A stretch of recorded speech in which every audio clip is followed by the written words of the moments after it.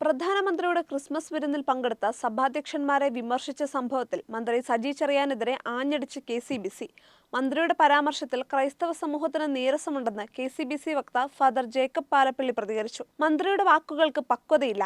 ഭരണഘടനയെ മാനിക്കാത്തതിന്റെ പേരിൽ മന്ത്രിസ്ഥാനം പോയ ആളാണ് സജി ചെറിയാൻ. സമൂഹത്തിൽ ഉന്നത സ്ഥാനത്തുള്ളവരെ സംബോധന ചെയ്യുമ്പോൾ ഉപയോഗിക്കേണ്ട ഒരു നിഘണ്ടു അവരുടെ കയ്യിലുണ്ട്. ആ സ്കൂളിൽ നിന്ന് വരുന്ന ആളാണ് സജി ചെറിയാനെന്നും അദ്ദേഹം വിമർശിച്ചു. ക്രൈസ്തവർ എന്ത് നിലപാട് സ്വീകരിക്കണം എന്ന് പറയേണ്ടത് മറ്റ് രാഷ്ട്രീയ പാർട്ടികളല്ല. ഏതെങ്കിലും ഒരു വിരുന്നിന് പോയാൽ ആ രാഷ്ട്രീയ പാർട്ടിയോടാണ് ക്രൈസ്തവ സമൂഹത്തിന് ചായ്വ് എന്ന് സ്ഥാപിക്കേണ്ട കാര്യമില്ല.